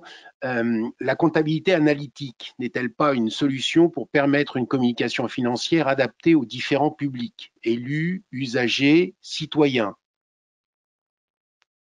Alors moi, je vais répondre pour les administrations de l'État. Je laisserai bien sûr à mes deux collègues de répondre pour les secteurs publics locaux et à Rizky de répondre pour les universités. La LOLF prévoit effectivement qu'en ce qui concerne les administrations de l'État, il y a plusieurs types de comptabilité qui sont rendus obligatoires pour les administrations de l'État. La comptabilité budgétaire, j'en ai parlé, la comptabilité patrimoniale et la comptabilité d'analyse des coûts, qui est devenue la comptabilité en fait, qui est une forme de comptabilité analytique uniquement sur les dépenses. La Cour des comptes a constaté donc à plusieurs reprises dans ses rapports sur l'exécution de la comptabilité, sur l'application de la LOLF, que la comptabilité analytique était très rarement employée dans la plupart des administrations de l'État. Alors, quelle est la raison de ce faible développement pour les administrations de l'État? C'est qu'avant d'avoir une comptabilité analytique, il faut avoir une comptabilité générale complète, hein, puisque la base de données de la comptabilité analytique, des services, c'est la comptabilité générale. Or, dans la plupart des administrations, cette comptabilité générale n'est pas complète, c'est-à-dire que les amortissements ne sont pas complets ou ne sont pas fiables. Le rattachement des charges à l'exercice est très lacunaire. Il n'y a parfois pas de comptabilité de stock. Enfin, bref, il y a un certain nombre de prérequis, je dirais, de comptabilité générale qui sont insuffisants, qui n'existent pas et qui ne permettent pas de développer, donc de disposer d'une base de données fiables et complètes, exhaustives, pour déverser des données de comptabilité générale dans des centres de coûts de comptabilité analytique. Hein. Donc, voilà donc le point que je puis faire. Alors, pour ce qui concerne les administrations de sécurité sociale, là, il existe une comptabilité analytique au niveau des caisses centrales. Et donc, les organismes de sécurité sociale, les différents régimes et les caisses de sécurité sociale ont une connaissance assez précise de leur coût de fonctionnement. D'ailleurs, ce coût est publié chaque année en annexe de la loi de règlement de la sécurité sociale. Les coûts de gestion complets des organismes de sécurité sociale, c'est de l'ordre de 5% de l'ensemble des charges de fonctionnement. Je vais reprendre la main sur le secteur public local. On souffre des mêmes dysfonctionnements au niveau du secteur public local que pour l'État, avec la problématique de complétude des données pour pouvoir avoir une comptabilité analytique digne de ce nom. Mais on a aussi un autre sujet, c'est l'incrémentation de la comptabilité analytique dans les systèmes d'information. Et puis la plus ou moins grande lourdeur lorsqu'elle existe pour remplir cette comptabilité analytique, la création des centres de coûts, des centres de profit, la bonne tenue, la bonne compréhension par les services métiers aussi du bon usage de ces centres de coûts et profits. Donc il y a toutes ces difficultés qui rentrent en ligne de compte et qui font que, alors bien entendu, ça serait une solution pour pouvoir avoir une information financière et communiquer par rapport aux différents publics qui s'adressent au secteur public local, donc avoir une communication différenciée pour les usagers, pour les élus, pour les citoyens aussi. Donc ça pourrait être une solution, mais la grande problématique, elle est sur la donnée elle-même. Donc sur la donnée qui n'est pas forcément complète et la donnée aussi qui est difficile à incrémenter dans les systèmes d'information. Et pourtant, dans le décret GBCP, la comptabilité analytique, une certaine forme de comptabilité analytique est bien prévue. Donc, mais on n'a pas de document réglementaire qui impose au secteur public local une reddition des comptes sous format comptabilité analytique. Et on ne peut pas dire que la fonctionnelle, l'utilisation de la nomenclature par fonction dans les collectivités territoriales soit une bonne réponse. ça ne l'est pas. On a bien vu qu'il y a un certain nombre, Paul Hernu en a parlé tout à l'heure, il y a des insuffisances sur la nomenclature fonctionnelle. Elle n'est pas assez fine pour pouvoir rendre compte précisément de telle ou telle politique publique. Alors, sur le plan des universités, bien évidemment, cette approche analytique est fondamentale. J'en veux pour preuve, il y a eu une énorme discussion à l'origine, c'était sur le calcul du BFR, hein, besoin de fonds de roulement au sein des universités. Donc, l'approche a été, malheureusement, avait donné lieu à quelques polémiques à ce niveau-là, parce qu'effectivement, on ne savait pas comment interpréter les résultats. Et on a commencé à dire, oui, mais attention, il y a des entreprises qui sont en très, très grande difficulté. On a vu des présidents d'université, bien évidemment, monter au créneau en disant, non, attendez, nous ne sommes pas en difficulté, il y a une interprétation des choses qu'il faut peut-être voir, et notamment lorsqu'il y a eu le basculement vers une approche plan comptable général de l'université. Donc, vous avez pu remarquer, comme je le citais tout à l'heure, c'est qu'effectivement, la lecture des comptes des universités, elle est quasiment identique à celle des entreprises. Donc, on a des indicateurs, on a des agrégats classiques, BFR, CAF, fonds de roulement net global. On a un certain nombre d'éléments qui sont nécessaires. Mais il y a deux raisons également sur lesquelles il faut s'attarder un peu sur cette analyse. C'est le fait qu'effectivement, l'université va sur le marché privé chercher des fonds. Elle se finance via l'extérieur.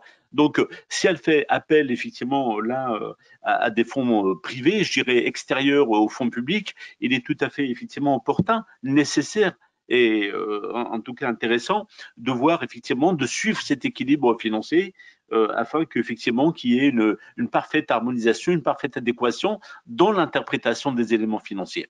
Et j'ajouterai le fait que les universités se financent à travers des fondations, des chaires, etc. Donc, ces éléments budgétaires sont également intégrables dans l'analyse pour pouvoir effectivement voir ce qu'il en est de cette capacité financière et de mieux communiquer, parce que l'idée étant évidemment une communication transparente, et pour avoir cette transparence à travers les différents intervenants de contrôle, la confiance n'exclut pas le contrôle, comme on dit, on va chercher l'autonomie, on va chercher la responsabilité, on va chercher l'attractivité, mais de là, il faut effectivement avoir une lecture commune, coordonnée, entre les différentes parties prenantes. Donc l'analyse est fondamentale et majeure. Je rajouterais que dans la communication, c'est quand même un aspect qui est pour moi très, très important. Dans la performance, dans l'appréciation que peut avoir le citoyen, l'usager de la performance, il y a l'aspect efficience. Et alors, cet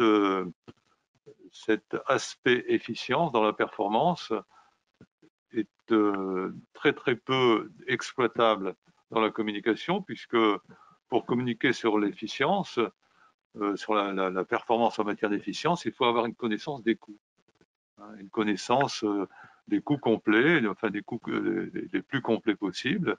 Or, l'information de base manque très souvent, hein, et elle manque très souvent.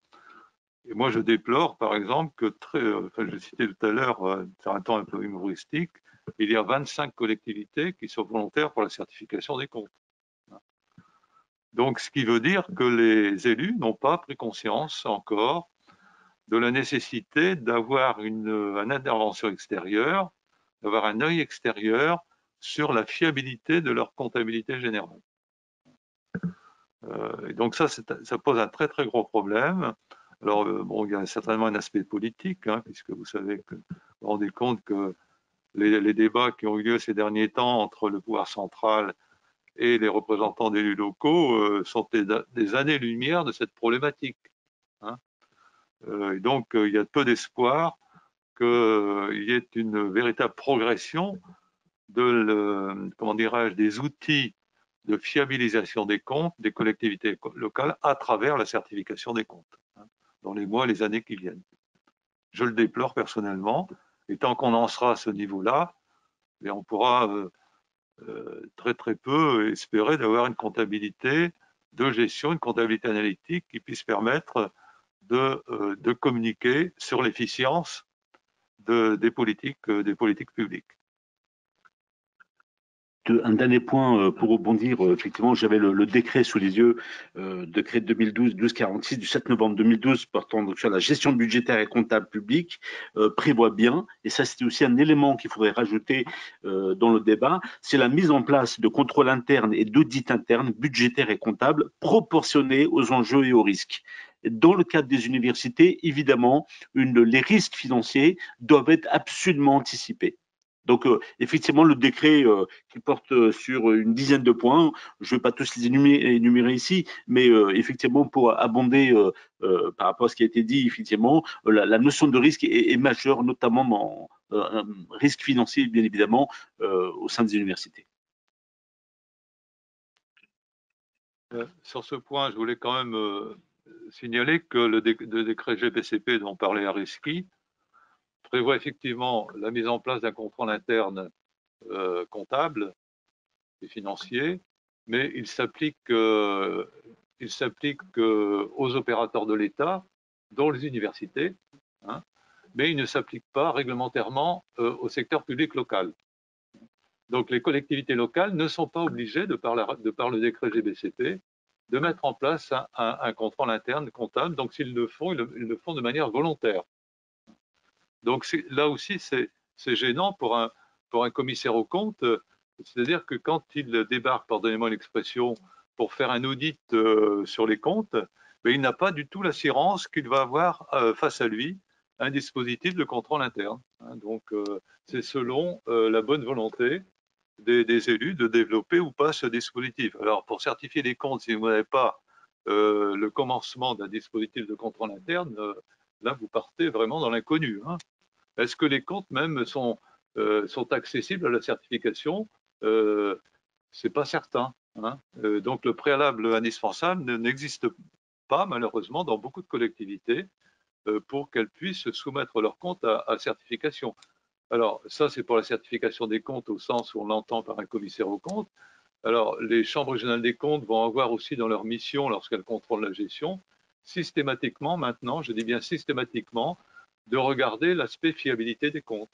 Et donc, elles relèveront à cette occasion si les collectivités ont mis en place ou pas ce dispositif de contrôle interne. Car ça n'est pas assuré, ça n'est pas pour elles une obligation. Merci pour ces réponses très argumentées. Alors, une autre question peut-être plus spécifique qui touche aux retraites, assortie d'ailleurs d'une observation. Ne mélange-t-on pas l'engagement de retraite au titre du fait que l'État est employeur avec la solidarité intergénérationnelle sur laquelle reposent les régimes obligatoires de retraite en France? Et une observation, le régime de retraite des fonctionnaires n'est pas un régime assurantiel, mais un régime particulier basé sur le principe de la répartition. Dans ce contexte, la notion d'engagement ne peut être présentée comme cela vient d'être fait. Merci donc de répondre à cet auditeur. Oui, donc je suis concerné par cette question. D'abord, un chiffre, les engagements de retraite qui sont en annexe au compte représentent 2 milliards 200 millions dans les 5 milliards que je vous citais tout à l'heure, donc pratiquement la moitié. Alors, est-ce qu'on doit les... Là, je suis un petit peu étonné parce que c'est bien les fonctionnaires actuels. On est aussi dans un régime de répartition. C'est bien les fonctionnaires actuels qui payent, qui cotisent pour payer les retraites des retraités actuels. Et donc, qu'on soit dans le public ou dans le privé, on a la répartition dans le public comme dans le privé. Et le risque, c'est qu'effectivement, bon, peut-être faut-il un certain nombre de personnes, d'experts, considèrent qu'il y a trop de fonctionnaires en France, et notamment au sein des administrations de l'État. Bon, c'est bien, mais si on diminue les fonctionnaires, le nombre de fonctionnaires, on va diminuer le nombre de cotisants et donc déséquilibrer encore davantage donc le rapport cotisants-retraités. Comme vous le savez, dans le privé, il est de l'ordre de 1,5, c'est-à-dire que vous avez 1,5 cotisants pour un retraité, et dans le public, on est en deçà, on est plutôt 1,2, 1,3. Et si on continue comme ça, on va d'avoir plus d'un retraité par cotisant. Si le nombre de fonctionnaires était appelé à diminuer comme il a diminué donc dans un passé récent, on aura effectivement un problème d'équilibre. Alors, l'équilibre, il se mesure, j'attire votre attention là-dessus, sur un compte d'affectation spéciale.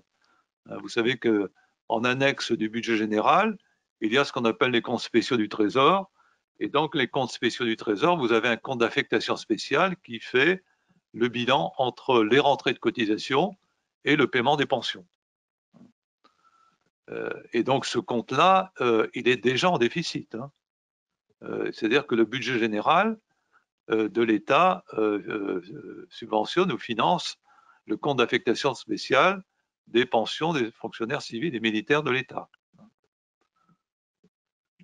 Donc, moi, je ne vois pas de raisons pour lesquelles on ne traiterait pas de la même façon les problèmes d'équilibre des fonctionnaires par rapport aux problèmes d'équilibre des pensionnés dans le secteur privé. On est dans les deux cas dans une problématique de répartition. Merci bien. Une question qui touche plus au secteur public local. Quelles sont les entités du secteur public local qui présentent le plus de complexité en termes de communication financière?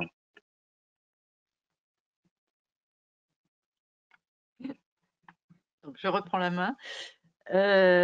À notre sens, ce qui peut poser le plus de difficultés, c'est deux types de structures. Déjà, le secteur associatif. Donc, c'est toute la problématique que j'avais évoquée lors de la présentation de la partie secteur public local, les satellites. Donc, comment pouvoir avoir une information et une communication financière donc complète, exhaustive sur le secteur associatif qui est fortement lié aux collectivités territoriales. On a un autre domaine aussi qui peut poser problème, c'est toute la problématique des engagements hors bilan, avec les collectivités donnent quand même un certain nombre de garanties d'emprunt à des structures qui peuvent venir être en difficulté financière. Et donc, comment avoir l'information, comment suivre ces structures et comment communiquer également, ça peut être une difficulté. Je laisse François compléter au besoin. Oui, peut-être juste pour donner peut-être quelques typologies d'organisation au-delà des associations, toutes les entités qui peuvent bénéficier en effet de garanties d'emprunt. Donc, je pense que principalement le secteur hospitalier peut recevoir des garanties d'emprunt des collectivités locales, me semble-t-il. Il doit y avoir aussi toutes les entités qui sont apparentées sociétés d'économie mixte, sociétés publiques locales, avec des participations souvent croisées assez importantes entre les différents échelons du secteur public local et l'organisation en question. Les services de secours et d'incendie aussi, qui représentent souvent une part de risque budgétaire important dans les collectivités locales. Donc voilà un petit panorama des entités qui sont satellites des collectivités locales, mais au sein desquelles les collectivités locales ont des parts ou des participations afin de contribuer à leurs équilibres financiers. Sur les problématiques des garanties d'emprunt, je voulais souligner que dans le secteur public local, il y a un ratio prudentiel qui existe, qui met au numérateur les annuités d'emprunt garanties à échoir dans l'exercice, plus l'annuité propre à la collectivité. Sur l'ensemble des recettes de fonctionnement, ça ne doit pas dépasser 50% des recettes de fonctionnement. Donc, que toute annuité confondue, garantie ou propre, ces annuités en capital et intérêt ne peuvent pas dépasser 50% des recettes de fonctionnement, mais malheureusement, dans ce ratio-là, on n'y met pas tous les emprunts garantis. Et en particulier, on exclut une partie importante des garanties, qui sont les garanties accordées aux organismes de logement social, qui constituent donc des garanties importantes, de même sur un certain nombre d'associations dites d'intérêt général. Donc, je veux dire que finalement, il reste très peu d'annuités d'emprunt garanties qui sont dans le numérateur du ratio prudentiel. Alors, une question qui concerne plus particulièrement les problèmes de responsabilité. Quid de la responsabilité de l'établissement des comptes et quid de la responsabilité de l'ordonnateur sur les résultats de gestion?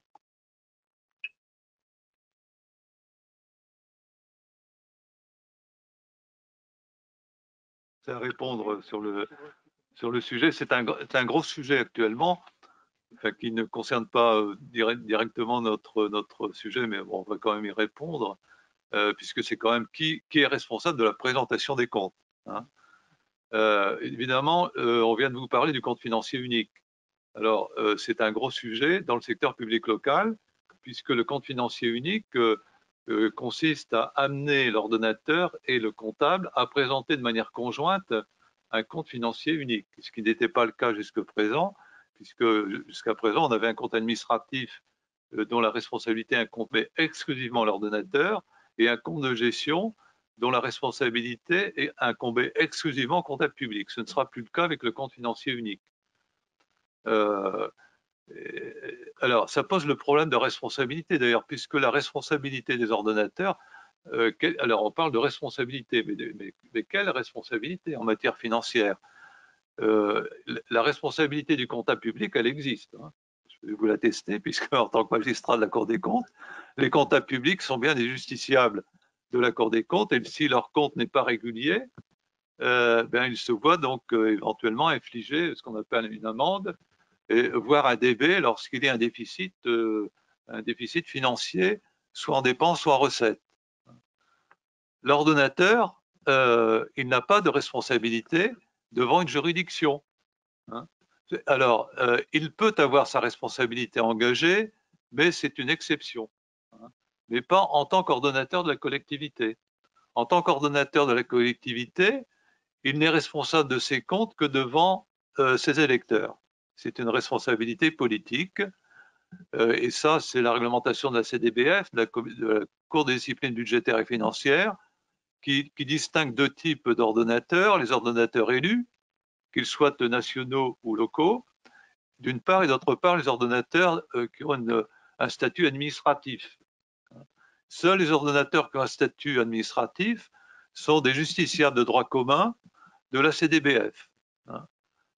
Et les ordonnateurs élus, qu'ils soient au niveau national ou au niveau local, ne sont justiciables de la CDBF que par exception, notamment lorsque, par exemple, leur collectivité est condamnée à une astreinte par le juge administratif, c'est-à-dire de payer une indemnité parce qu'elles ont occasionné des dommages à telle ou telle tierce personne et qu'elles n'exécutent pas le jugement du juge administratif. Ou lorsque, par exemple, à titre accessoire, un maire est président d'une société d'économie mixte, voire président d'une association, et que dans le cas de ses fonctions accessoires, et pas en tant qu'ordonnateur, il commet des irrégularités aux règles de la comptabilité de ces organismes. Mais c'est vraiment par exception. Donc la plupart du temps, les élus, qu'ils soient nationaux ou locaux, ne sont pas des justiciables, donc n'ont pas de responsabilité personnelle ou financière devant la Cour de discipline budgétaire et financière. Seuls les comptables publics ont une responsabilité non plus devant la CDBF, mais devant la Cour des comptes. Alors, ceci est peut-être appelé à évoluer, puisque vous savez que de plus en plus, il y a notamment un rapport qui a fait parler de lui, qui est le rapport Basser de l'année dernière, de l'automne 2020, qui propose donc au gouvernement de faire évoluer les régimes de responsabilité des ordonnateurs et des comptables et d'en faire une responsabilité dite unifiée, et qui porterait donc bien sur la présentation des comptes. Et cela rend compte donc l'expérimentation du compte financier unique. Donc pour l'instant, c'est un rapport. On ne sait pas quel va être le sort accordé à ce rapport. Donc pour l'instant, il n'y a pas de responsabilité unifiée ordonnateur comptable, même si on prévoit une expérimentation d'un compte financier unique. Donc on reste avec une responsabilité traditionnelle de l'ordonnateur qui n'est pas sanctionnable personnellement et financièrement, et d'un comptable public qui n'est responsable que devant la Cour des comptes sur l'aspect régularité et non pas sur l'aspect sincérité. La sincérité n'est pas du domaine de la responsabilité du comptable public. Le comptable public n'est responsable devant la Cour des comptes que sur la régularité de l'exécution des dépenses et la régularité du recouvrement des recettes. Et pas de savoir s'il y a telle ou telle charge qui manque ou telle recette ou qui a été mal comptabilisée, etc. Ça n'est pas du domaine de la responsabilité du comptable public, c'est du domaine de la responsabilité de l'ordonnateur, mais l'ordonnateur n'en est pas responsable personnellement et financièrement.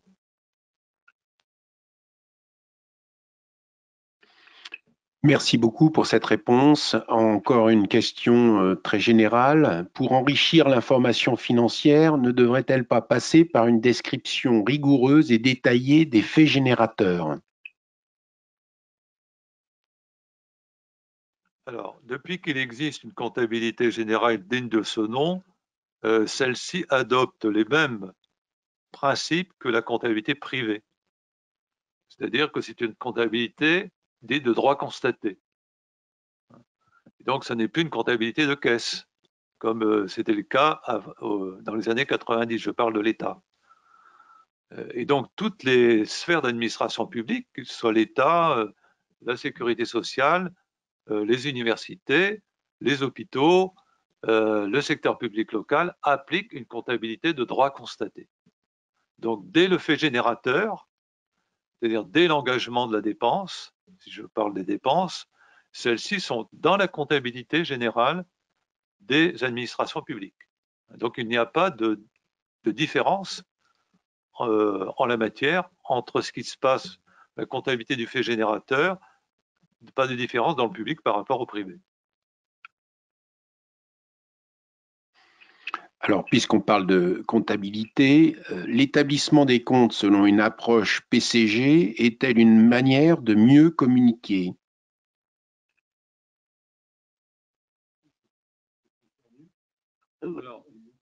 Alors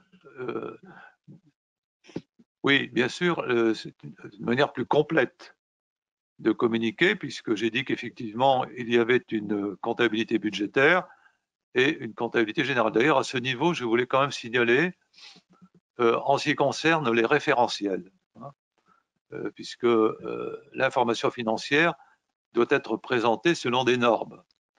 L'État présente en fait deux types de comptabilité. Une comptabilité budgétaire et une comptabilité patrimoniale. Cette comptabilité budgétaire est une comptabilité de caisse. C'est-à-dire que les soldes budgétaires, savoir s'il y a un déficit ou un excédent, bon, actuellement il y a un déficit de l'ordre de 200 milliards, ben, le déficit qui est annoncé au niveau national et qui est répercuté donc au niveau européen à la Commission de Bruxelles n'est pas un déficit de caractère patrimonial, et c'est un déficit budgétaire. C'est-à-dire c'est un déficit de caisse qui ne tient pas compte des charges d'amortissement ou de provision, par exemple. Hein. Donc ça, il faut bien l'avoir en tête, hein. Parce que l'État a une comptabilité duale. Contrairement aux autres comptabilités du secteur public, qui sont des comptabilités monistes. C'est-à-dire qu'il n'y a pas de présentation d'un côté d'une comptabilité budgétaire et de l'autre côté d'une comptabilité générale de caractère patrimonial. Donc ça, c'est une grande caractéristique aussi pour les administrations de l'État, c'est que dans le compte général de l'État, vous avez une comptabilité patrimoniale, mais vous avez par ailleurs une comptabilité budgétaire. Et d'ailleurs, en annexe, en information annexe du compte général de l'État, vous avez une présentation de l'articulation des résultats de la comptabilité budgétaire et de la comptabilité générale. Alors, s'il y a besoin d'articuler, ben, c'est parce que les référentiels ne sont pas les mêmes. D'un côté, vous avez une comptabilité de caisse, une comptabilité budgétaire, qui ne comprend pas un certain nombre de charges ou de produits, alors que de l'autre côté, du côté de la comptabilité générale, c'est une comptabilité complète qui est censée donc enregistrer toutes les charges et tous les produits en termes de droits constatés. Peut-être un léger complément. Effectivement, dans le cadre de l'université, ça facilite grandement les choses.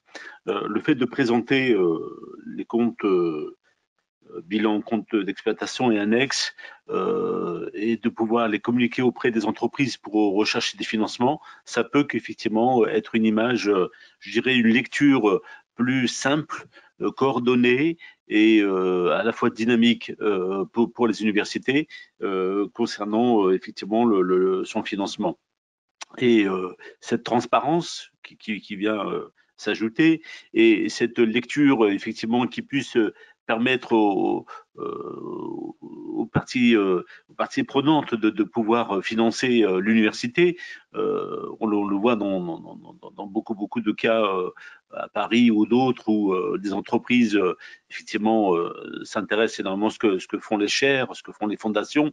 Il est grandement utile effectivement d'avoir le même langage et l'interprétation est meilleure. Il suffit de, comme je le disais tout à l'heure en aparté, de pouvoir télécharger une plaquette d'une université et voir qu'effectivement on reconnaît pleinement celle d'une entreprise, tout en gardant évidemment cette dynamique de contrôle et évidemment de tutelle et à la fois d'aller séduire effectivement des financements potentiels. Voilà, merci. Merci beaucoup. Une autre question concerne la réglementation. Faudrait-il réglementer davantage les modalités de la communication financière du secteur public? Bon, je laisserai la parole ensuite à mes collègues. Donc, autant la réglementation en matière d'information est très importante, puisqu'il s'agit d'avoir des référentiels communs pour le contenu de l'information et la présentation de l'information, autant la communication elle-même, c'est-à-dire les modalités de cette communication, sont peu réglementées. Alors, ce n'est pas le cas alors, tout dépend de quel aspect l'on parle. Par exemple, pour l'État, il est évident que les administrations publiques, la communication en matière financière appartient au ministère des Finances. Et je disais donc antérieurement que la communication est très centralisée au niveau du ministère des Finances et qu'elle est très peu décentralisée au niveau régional ou au niveau départemental. Et donc, des initiatives peuvent exister au niveau des directions régionales et des directions départementales, mais elles ne sont pas réglementées. Je laisserai parler pour le secteur public local. Là, il y a quand même une réglementation de la communication dans le Code général des collectivités territoriales. Pour les administrations de sécurité sociale, même chose. Les caisses centrales communiquent, mais d'une manière qui n'est pas non plus réglementée dans le Code de la sécurité sociale. Et donc ça, c'est pour les administrations productrices de la communication, si je puis dire. Mais moi, je citerai par exemple le cas pour l'administration de l'État ou pour les ensembles des sphères, de la communication des juridictions financières, tant la Cour des comptes que les chambres régionales des comptes. Alors là, la communication est très réglementée. Dans le Code des juridictions financières, la manière dont les juridictions doivent communiquer le résultat de leur contrôle est très réglementée. On a une procédure contradictoire, observation provisoire, observation définitive, et on a ensuite l'obligation pour les exécutifs de présenter, donc dans une certaine forme, les rapports avec leurs propres réponses. Et la loi NOTRe de 2015 a rajouté un volet qui est de communiquer sur les suites données recommandations des juridictions financières, que ce soit de la Cour ou des chambres régionales des comptes. Dans le délai d'un an, maximum d'un an, suivant la réception du rapport d'observation définitive, les exécutifs locaux doivent adresser au président de la chambre régionale les suites qu'elles ont données aux recommandations faites par la juridiction un an auparavant. Chaque président de chambre transmet la synthèse des suites de recommandations dans son ressort territorial à la Cour des comptes, qui elle-même le publie dans son rapport annuel. Donc le rapport annuel de la Cour des comptes publie dans un tome particulier les suites des recommandations qui ont été données par les ordonnateurs des administrations de l'État ou des entreprises publiques, enfin de tous les organismes qui sont contrôlés par la Cour au niveau central, mais aussi les suites qui ont été données aux recommandations par l'ensemble des collectivités territoriales, remontées par les présidents de chambres régionales, les chambres territoriales aussi, outre-mer. Voilà. Donc ça, c'est une innovation importante. Alors peut-être là aussi, dans la communication, y a-t-il une insuffisance? Moi, je la vois, c'est que rien n'est dit sur, comment dirais-je, l'exploitation qui peut être faite de ces suites aux recommandations au niveau local. Car c'est bien à ce niveau-là que c'est sensible. La ville de Paris, la ville de Lille, la ville de Rennes sont surtout intéressées par les suites données aux recommandations de leur propre collectivité.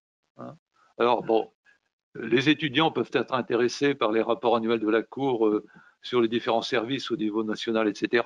Mais ce qui intéresse les citoyens usagers, c'est de savoir quelle suite a donné mon exécutif local à telle ou telle recommandation faite localement par la Chambre régionale des comptes. Et ça n'est pas suffisamment communiqué et rien n'est imposé au président de chambre régionale en la matière, pour l'instant. Mais néanmoins, donc, le Code de juridiction financière comporte une réglementation très importante de la communication des juridictions financières. Mais en dehors et de même, les autres instances d'études, par exemple, je citerai par exemple les instances d'études sur la protection sociale, l'adresse, la DARES, etc., n'ont pas une communication non plus. Elles publient sur leur site beaucoup d'informations financières intéressantes, mais la manière dont celles-ci doivent être adressées au public n'est pas réglementée. Alors, merci beaucoup. On arrive à la fin de notre séance. Il y a encore quelques questions, peut-être justement pour véritablement boucler notre webinaire. Peut-on répondre à cette dernière question qui touche aux travaux de nos intervenants? Quelle est donc, selon vous, la principale recommandation qui pourrait le mieux améliorer la communication financière propre au secteur public? Prendre la parole encore, j'en citerai deux. Ben, justement, ce que je viens de dire, c'est-à-dire qu'il y ait davantage de connaissances par les citoyens et les usagers des suites qui sont données aux recommandations de contrôle des juridictions financières. Donc ça, c'est une première recommandation. Et ensuite, que dans la communication financière, il y ait une plus grande place qui soit donnée à la performance. Et là aussi, on a vu les limites, c'est-à-dire qu'on a dit que, par exemple, pour communiquer sur la performance et de savoir si la production des services rendus est faite au meilleur coût, ben, il faut qu'on ait une comptabilité analytique. Et pour avoir une comptabilité analytique, il faut qu'on ait une comptabilité générale qui soit fiable. Et on n'a pas encore satisfait totalement à cette nécessité. Bien, bah écoutez, merci encore pour ces différentes interventions. Merci à nos auditeurs qui nous ont donc posé tout un tas de questions, qui pourront éventuellement continuer à le faire à l'Académie. Nous serions à ce moment-là, nous transmettrons à nos intervenants les questions qui n'ont pas trouvé de réponse ou qui n'ont pas pu être répondues à l'occasion de ce webinaire. Eh bien, écoutez, bonne continuation à tous et à très, très bientôt.